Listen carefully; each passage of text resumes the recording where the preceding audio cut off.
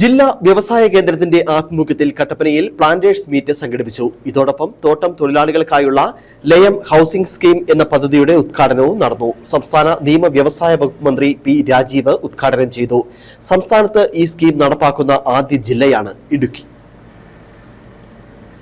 ഈ മേഖലയുമായി ബന്ധപ്പെട്ട എല്ലാ വിഭാഗം സംഘടനകളുടെയും പ്രതിനിധികളെ ഉൾപ്പെടുത്തി ഒരു വർക്ക്ഷോപ്പ് സംഘടിപ്പിച്ച് അവിടെ അവതരിപ്പിച്ച് ചർച്ച ചെയ്യുകയുണ്ടായി. ആ വർക്ക്ഷോപ്പിൽ പങ്കെടുത്തവരെല്ലാം ഏകകണ്ഠമായി ആ റിപ്പോർട്ടുകളെ അംഗീകരിക്കുകയാണ് ചെയ്തത്. ഇനി അതിന്റെ തുടർ നടപടികൾ മറ്റ് പല വകുപ്പുകളുമായി ബന്ധപ്പെട്ടതും നയപരമായ തീരുമാനങ്ങൾ ആവശ്യമായതും കട്ടപ്പന KG's ഹിൽ ടൗൺ ഹോട്ടലിൽ വെച്ചാണ് പരിപാടി സംഘടിപ്പിച്ചത്. തോട്ടം മേഖല വ്യാവസായിക വാണിജ്യ വകുപ്പിൽ ലയിപ്പിച്ചുകൊണ്ട് പ്ലാന്റേഷൻ ഡയറക്ടറേറ്റ് രൂപീകരിച്ചതിനെ തുടർന്നാണ് പദ്ധതി ആവിഷ്കരിച്ചിട്ടുള്ളത്. സംസ്ഥാനത്ത് സ്കീം നടപ്പിലാക്കുന്ന ആദ്യ ജില്ലയാണ് ഇടുക്കി.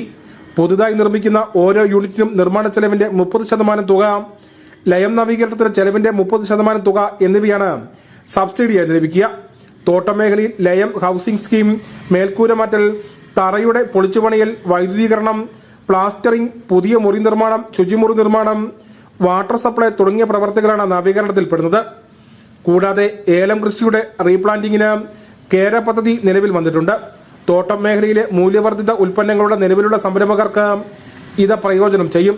അവയുടെ വിറ്റുവരവ് വർദ്ധിപ്പിക്കുന്നതിനായി നടത്തുന്ന വിപുലീകരണം, ആധുനികവൽക്കരണം തുടങ്ങിയവയ്ക്കായി പരമാവധി 2.51 കോടി രൂപ വരെ സബ്സിഡിയായി നൽകുന്ന മിഷൻ 1000 പദ്ധതി നിലവിലുണ്ട്. ഉദ്ഘാടനത്തിന് ശേഷം വിവിധ മേഖലകളിലെ തോട്ടം ഉടമകളുമായി വ്യാവസായിക മന്ത്രി ആശയവിനിമയം നടത്തി. രാവിലെ ഏലം തോട്ടം ഉടമകളുമായും ഉച്ചയ്ക്ക് ശേഷം തേയില, റബ്ബർ, കാപ്പി തോട്ടം ഉടമകളുമായാണ് മന്ത്രി ചർച്ച നടത്തിയത്. ഇടുക്കി ജില്ലാ കളക്ടർ വി വിഘ്നേശ്വരി IAS അധ്യക്ഷയായിരുന്നു. ഉടുമ്പൻചോല MLA MM മണി, ജില്ലാ പഞ്ചായത്ത് പ്രസിഡന്റ് രാനിച്ചൻ നീറാണംകുന്നേൽ, വ്യാവസായിക വകുപ്പ് principal secretary APM Muhammad Haneesh, CPM ജില്ലാ സെക്രട്ടറി CV വർഗീസ്, ത്രിതല പഞ്ചായത്ത് പ്രതിനിധികൾ തുടങ്ങിയവർ പങ്കെടുത്തു. News bureau, Kattappana.